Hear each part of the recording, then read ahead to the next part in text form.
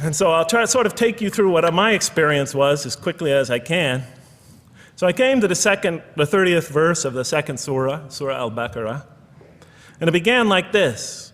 It said, "Behold, your Lord said to the angels, I am going to place a vicegerent on earth." The Arabic word is khalifa. It means a representative or an emissary of mine.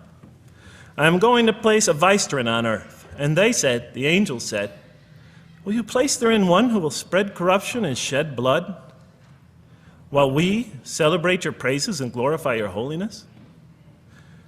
And God said, He said, "Truly I know what you do not know."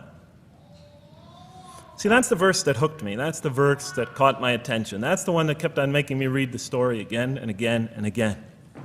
Because listen to the way it begins. "Behold, your Lord said to the angels, I am going to place a representative of mine on earth, a vicegerent of mine, an emissary, one who acts on my behalf." I thought, that's not the way it goes. You're not supposed to be placing man on the earth in some positive role, some elective office. You place man on earth as a punishment for his sin. Clearly, I knew the author didn't quite get the point.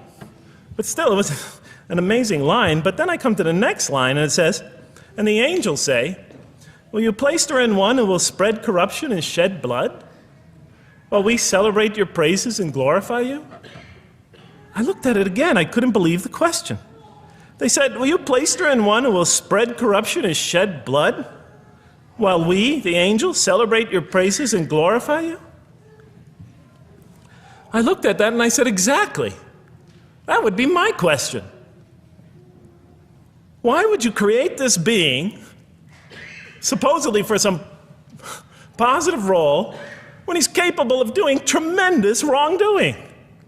When he could spread corruption and shed much blood?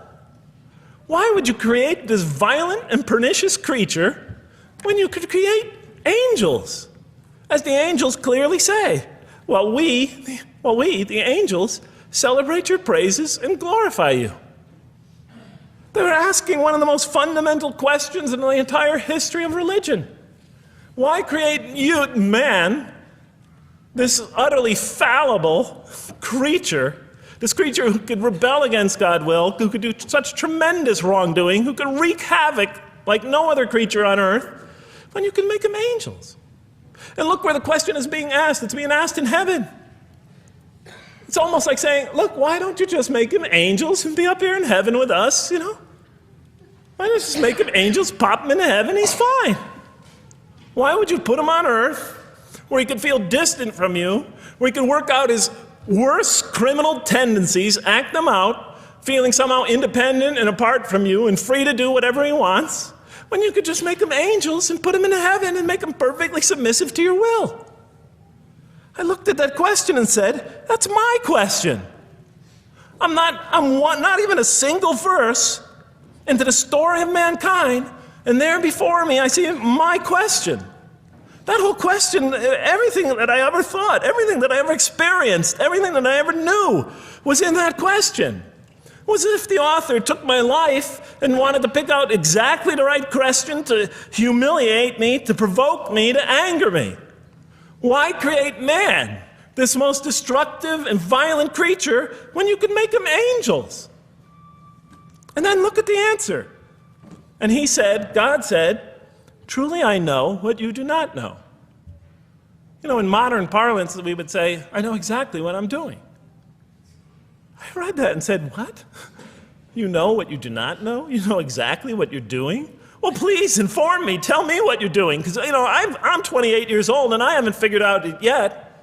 And I have a lot of issues that I'm still dealing with that's connected to this question. You can't just get off that easy. You can't just tell me you know exactly what you're doing. Not after what I've been through. Not after you made me this way. And then I realized, of course, I was arguing with a God I didn't even believe in.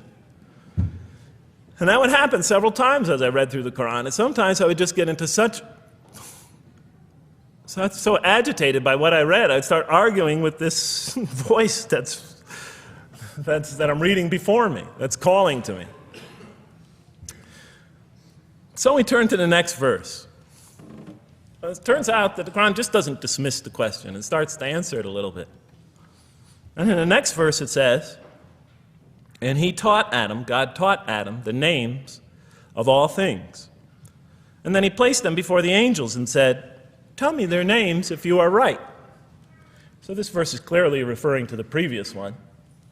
But notice what it says. Now, from my own background, I remember Adam naming things, but it wasn't connected to any answer to any philosophical question. But here, notice what it says. And he taught Adam the names of all things. And I realized already, just from the first verse, you got to read these verses very carefully because it's packed with a lot of symbolism and meaning. And he taught Adam the names of all things. So here we see Adam is not only just a creature who knows how to name things, who's acquiring the gift of language, but he's also a learning creature. God is teaching him. Now right here, right in this verse, and it'll come even clearer in the subsequent verses, that the very first thing that the Quran is going to emphasize here is man's intellect. He is a learning creature. He is taught. And what is he taught? What is one of the great intellectual gifts he's given? In response to the angel's question, the gift of language. Because through language, mankind can not only learn, but he could learn things not only through his own experience, but he could learn things that other people have experienced of times and places that are hundreds, thousands of years and miles separated from him. And so that all our knowledge becomes cumulative. Every generation learning from the generation before it. I'm learning today from authors I read from other sides of the world that may have existed 2,000 years ago. And so we all contribute to our collective learning and knowledge. And so what I'll see later in the Quran, when the Quran will emphasize this again and again and again. Like in one verse it says, read in the name of your Lord who created. Created a man out of a tiny creature that clings. Read, it commands the reader. For your Lord is most bountiful. Why is he most bountiful? What great gift did he give you? For he taught man the use of the pen. And through it taught him what he otherwise could not know. And time again, the Quran will call upon man to use his intellectual faculties and swear by his intellectual faculties. And to use them correctly because they play a fundamental role in guiding him to truth. I never came upon a scripture that puts so much emphasis on the correct use of our intellectual faculties, on the harnessing of reason, in helping us attain to faith. And he taught Adam the names of all things. And then he placed them before the angels and said, tell me their names if you are right. Okay, you have this you have this natural question about this creation of mankind. Here, this mankind is this human being, this human creature is a learning creature. He has many intellectual gifts. Here, I'm going to place these things before you. Tell me their names if you are right about man. And what did the angels say? In the next verse they say, glory to you. We have no knowledge except what you have taught us. In truth, it is you who are knowing, the wise. They say this task, this intellectual test that's put before them is beyond their grasp. Notice what they emphasize. We have no knowledge. This would take knowledge. This would take an intellect that they don't possess. In truth, it is you who are knowing, the wise. You got it. It's easy for you. You're the knowing, the wise. You have knowledge. You have wisdom. But this would take knowledge and wisdom that is beyond us. And so in the next verse we read, and he said, "O Adam, tell them their names." And when he had told them their names, notice how it's just like it's nothing for him. For mankind, he has this phenomenal ability. And when he had told them their names, as if it's just a triviality for man, he names them. "O Adam, tell them their names." And when he had told them their names, God said, "Did I not tell you that I know what is unseen in the heavens and the earth?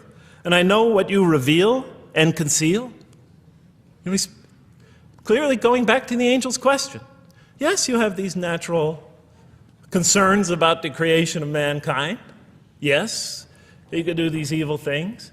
But look at this tremendous intellect he has.